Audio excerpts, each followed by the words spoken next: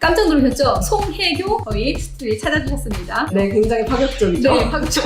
네, 그 행사가 이제 대박이 나는 거죠. 이게 세대 차이라고 생각을 하거든요. 여러분, 이런 것들 편견입니다. 네.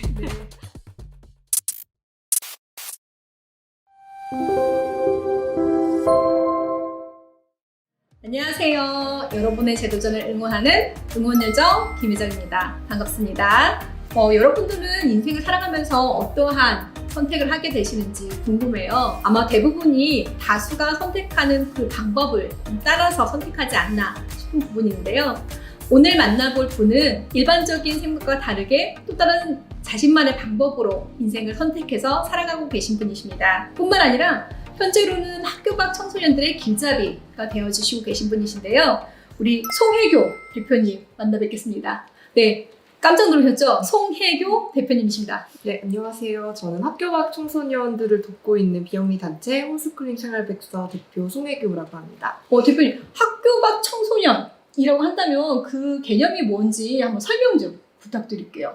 통상적으로는 보통 학령 인구라고 이야기를 하잖아요. 학교를 다니고 있는 인구라고 많이 표현을 하는데 이 학령 인구 중에서 학교를 다니지 않고 있는 청소년들을 학교 밖 청소년이라고 말을 하고요. 네. 지금 정확한 추정치, 정확한 추산치는 조금 내기가 힘들지만 전국에 40만 명 정도 있을 것이라고 40만 명. 네, 좀 추정을 하고 있습니다.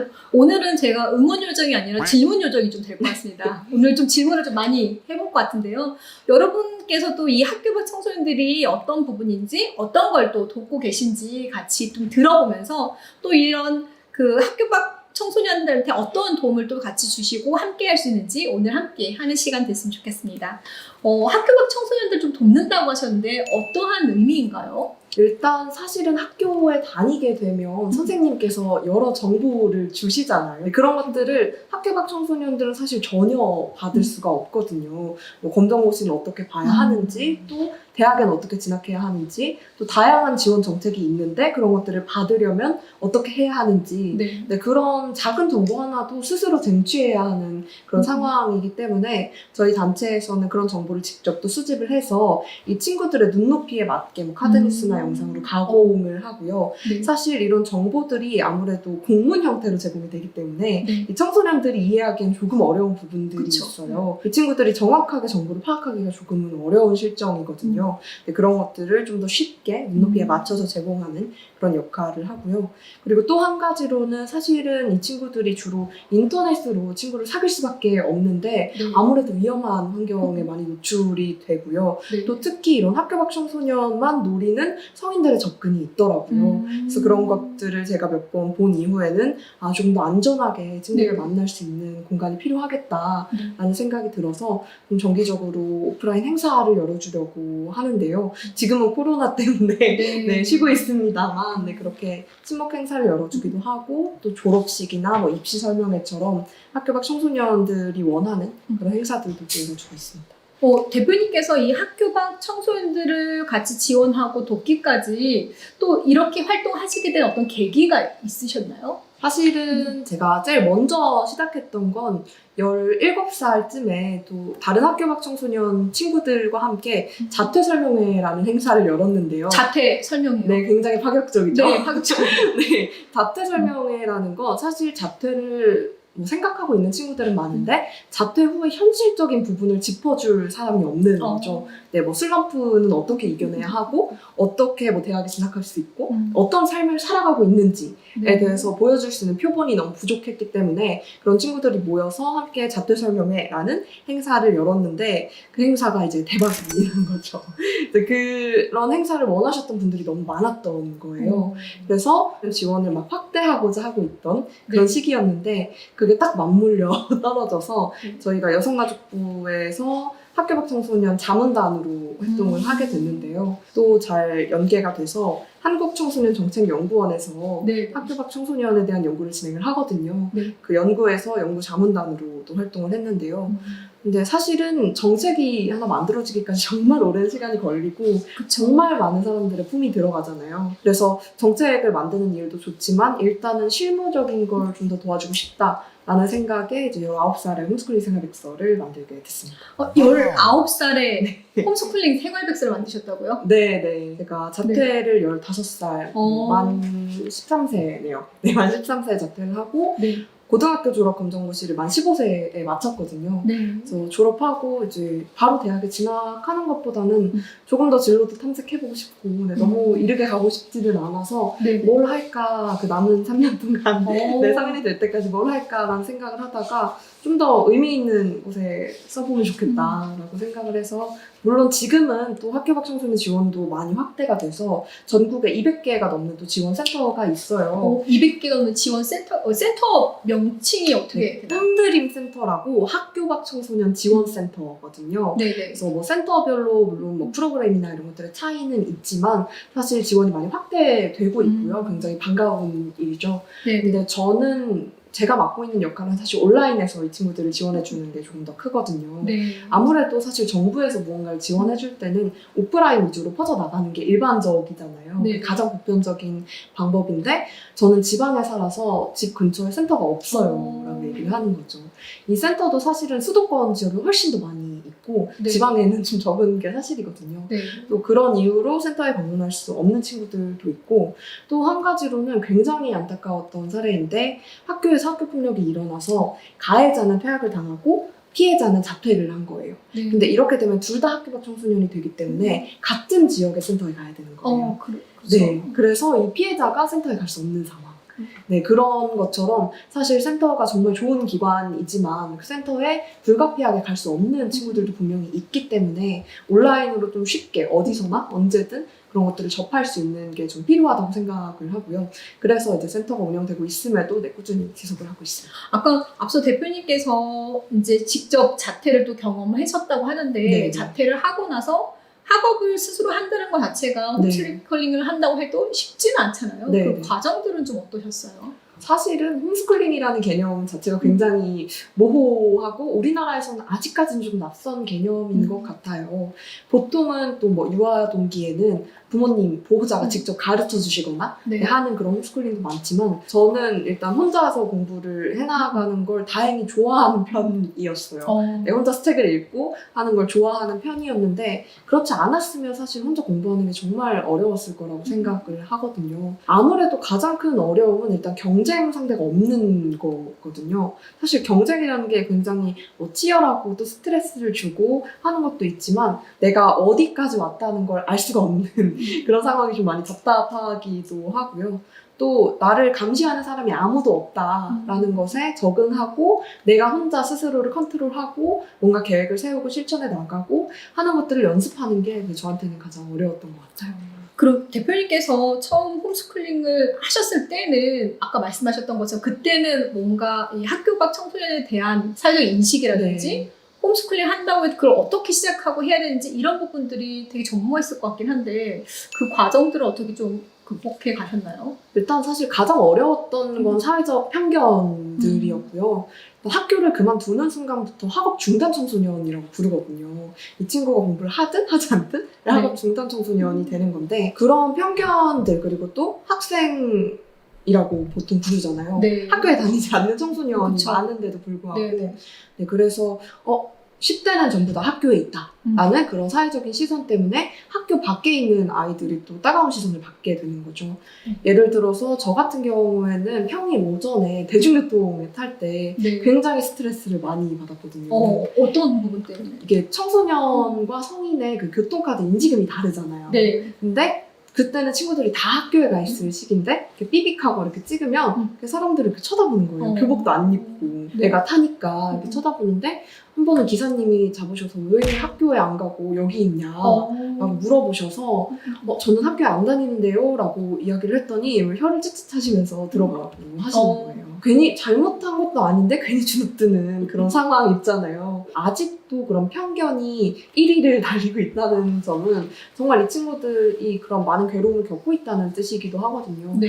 그런 것들이 좀 많이 빨리 바뀌어 나가야 하지 않나 하는 생각을 좀 많이 합니다. 지금 오히려 또 홈스쿨링이 어느 순간 또 부모처럼 막 되고 또 그걸 하고 계신 분들이 많긴 한데 어떻게 선택을 해야 되는지 또는 선택 이후에는 어떻게 그 과정들을 하나씩 만들어 가야 되는지. 자녀가 너무 어릴 때 홈스쿨링을 선택하는 건 그렇게까지 추천하지는 않아요. 이건 정말 지극히 개인적인 견해이긴 합니다만 보통 정말 아이가 어릴 때 그런 홈스쿨링을 선택하게 되면 보호자가 지닌 환경에 따라서 그 홈스쿨링이 너무 많이 바뀌는 거예요.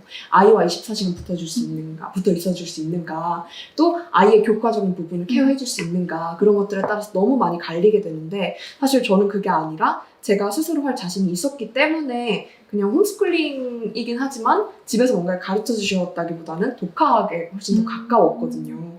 그래서 뭔가 선택하실 때 부모님이 먼저, 보호자가 먼저 이제 아이에게 홈스쿨링 하자라고 이야기를 하는 것보다는 뭐 평소에 이런 방법도 있다라고 말씀은 해주시되 선택은 전적으로 좀 본인이 하게끔 해주셨으면 하는 마음이 좀 많이 듭니다. 이제 학교 밖 청소년으로 선택하기까지 대표님 같은 경우는 뭔가 스스로 공부를 해볼 수 있는 것 같다는 그 생각이 들었고, 그리고 어떤 독학 네. 형태로 이걸 한번 도전해보기 위해서 이제 학교 자퇴를 하셨다고 들었는데, 자퇴를 하는 학생들의 그 많은 이유가 네. 어떤 부분이 많은지도 좀 궁금을 해요. 들으시면 굉장히 놀라실 수도 있는데 네. 지금은 통계적으로도 그렇고 제가 체감하기에도 그렇고 청소년들이 학교를 떠나는 가장 큰 이유가 학교가 내 인생에 무의미하다고 느껴져서예요. 저는 개인적으로는 이게 세대 차이라고 생각을 하거든요. 사실 이제 저희 부모님 세대까지만 해도 아파도 학교 가서 아파라. 네, 그쵸. 이런 얘기 되게 많이 듣고 개근상은 정말 기본 옵션이었고 네. 지금 세대 청소년들을 만나보면 사실 뭐 자퇴각 이런 얘기들도 정말 장난스럽게 그냥 가볍게 하잖아요. 저는 지금 Z세대에게 학교가 필수제가 아니라고 느껴진다. 학교에 다니는 게 내 인생에 의미가 있나? 라는 생각을 하기 시작한 그런 세대라고 생각을 하고요. 또 물론 생각하시는 것처럼 학교폭력의 피해자로 그렇게 자퇴를 하는 경우도 물론 많고요. 또 가장 안타까운 사례 중 하나는 학교에서 스트레스를 너무 많이 받아서 정신적인 문제를 겪으면서 학교를 나오게 되는 사례인데요. 제가 굉장히 마음 아팠던 이야기 중에 하나가 특목고를 자퇴한 학생이었는데, 자퇴한 이유가 순수하게 친구로 바라볼 수 없고 경쟁자로 바라보게 되는 게 너무 힘들어서 그래서 학교를 떠났다라고 하더라고요. 교류를 한다는 생각이 들어야 되는데 경쟁을 한다고 느껴지니까 그런 것들 때문에 나오는 친구들도 있고요. 굉장히 의외로 사실 보통 비행 청소년이라고 하는 비행형은 전체의 6% 정도밖에 되지 않아요. 그 학교 밖 청소년 수 중에서 6%밖에 안 돼요. 네, 학교 밖 청소년 중에서도 6%밖에 되지 않고 보통 생각하시는 건 사실 비행형이 거의 대부분일 거라고 생각을 많이 하시거든요. 근데 세대가 많이 바뀌고 또 학교 밖 청소년들의 흐름도 많이 바뀌었다라고 저는 느끼고 있고요. 불과 10년 사이에 정말 많은 것이 바뀌었다고 저는 느끼고 있습니다. 어쩌면 나랑 같은 이런 경험한 친구들이 이 사회에 나와서는 무언가의 이 사각지대에 놓일 수밖에 없다 보니까 어떤 것들에 도움이 필요할까라고 해서 이걸 만드셨는데, 어떠한 것들을 좀 보고 계신지 좀 구체적인 설명 좀 부탁드릴게요. 일단 기본적으로 사실 학교에 있으면 가만히 앉아 있어도 저절로 나에게 굴러들어오는 정보들이 굉장히 많잖아요. 근데 사실 생각보다 정보는 정말 중요한 거거든요. 이 친구가 진로를 이제 결정을 할 때도, 대학에 진학하거나 취업을 할 때도 너무너무 중요한 부분들인데 그런 것들이 하나도 주어지지 않기 때문에 일단 정보가 있어야 이 친구들도 탐색을 하고 결정을 하잖아요. 그런 의미에서 일단 정보를 제공하는 게 가장 중요한 업무라고 저는 생각을 하고 있고요. 그 다양한 정보들 사이에서 가짜 정보도 정말 많거든요. 광고라든지 그런 것들을 잘 걸러내서 또 볼 수 있게 할 수 있도록 저희가 열심히 콘텐츠를 계속 발행을 하는 거고요. 학교 밖 청소년에 대한 인식이 아직은 부정적이기 때문에 생각하시는 것들이 사실이 아닙니다 라고 이야기를 하는 그런 인식 개선 활동도 좀 중요하게 생각을 하고 있어서 오늘 이런 중요한 인터뷰 자리뿐만 아니라 정말 저는 대학생들 과제 인터뷰도 다 해주거든요. 그래서 최대한 많은 사람들한테 학교 밖 청소년들이 생각하시는 것처럼 그렇게 나쁜 아이들이 아니고 또 문제가 있는 그런 아이들이 아니고 그냥 다른 길을 선택하는 아이들일 뿐이라고 얘기를 하는 걸 좀 중점적으로 두고 있습니다. 방금 말씀하실 때 이 학교 밖 청소년들에 대해서 이거는 편견입니다 라고 하시는 것들 뭐가 베스트 3를 좀 보신다면? 뭔가 문제가 생겨서 이제 퇴학당한 거 아니냐. 네, 이런 얘기들이 굉장히 많고요. 또 두 번째는 이제 공부 못해서, 네, 공부 못해서 그냥 학교 나온 거 아니냐라는 이야기를 하는데, 사실 공부를 못하는 게 잘못도 아니라고 저는 생각을 하지만, 학교를 떠나는 친구들 중에서 성적의 분포는 굉장히 다양하다. 네, 라는 걸 또 말씀을 드리고 싶고요. 또 세 번째는 사회성이 떨어질 것이다. 라는 것들. 또 아무래도 학교가 굉장히 작은 사회잖아요. 그러다 보니까 학교도 안 다니는 애가 도대체 커서 뭘 할 수 있겠냐 라고 생각하시는 분들이 굉장히 많은데, 오히려 학교 밖 청소년들 중에서 더 일찍 사회에 나와서 또 뭔가 돈을 벌거나 아니면 뭐 대학에 가거나 하는 친구들이 굉장히 많거든요. 그런 것들이 좀 대표적인 편견이고 청소년들이 진로를 결정하는데 좀 부정적인 영향을 주는 그런 편견들이라고 볼 수 있죠. 지금 어떻게 보면 남들보다는 다른 출발점에서 먼저 또 세상을 향해 나와 계시고 새로운 도전들을 해가고 계신데, 앞으로의 계획이나 꿈 또 어떤 도전을 좀 해보고 싶으신지. 오늘 제가 여기에 출연을 결심하게 된 것도 처음에는 조금 망설였거든요. 이유가 사실 실패에 대한 이야기를 하는 건데, 학교 밖 청소년들을 대표해서 나왔는데 자퇴를 한 것이 실패다라고 이제 말을 하는 셈이 될까봐 그 부분에 대해서 좀 많이 조심스럽다라고 미리 말씀을 드렸었어요. 자퇴를 했다고 해서 그것이 실패한 게 아니고 또 다양한 길을 개척해 나갈 수 있다라는 걸 알려주는 사람으로 좀 되고 싶습니다. 슬기로운 실패 생활은 여러분들이 생활 속에서 아니면 어떤 세계주의적 환경 속에서 마주하게 되시는 그 다양한 경험들을 얘기하는데요. 때론 그게 시행착오가 될 수도 있을 테고, 때론 그게 하나의 꿈을 향해 가는 그 과정 중에 하나일 수도 있을 것 같습니다. 요즘은 훌륭한 어른이 좀 이렇게 행복한 어른이냐고 말을 하는데 그렇지는 않은 것 같습니다. 각자의 행복의 기준이 다르고 각자의 삶이 다르기 때문에 그 삶을 어떻게 누려가고 그걸 어떻게 선택하느냐에 따라 달라지는 것 같습니다. 우리 대표님 이렇게 나와서 인터뷰 좀 해보시니까 좀 어떠세요? 사실 실패가 굉장히 좀 금기어처럼 여겨지는 사회잖아요. 근데 실패라는 주제에 대해서 좀 툭 터놓고 이야기할 수 있는 것들이 굉장히 많은 사람에게 용기를 주는 일이라고 생각을 하거든요.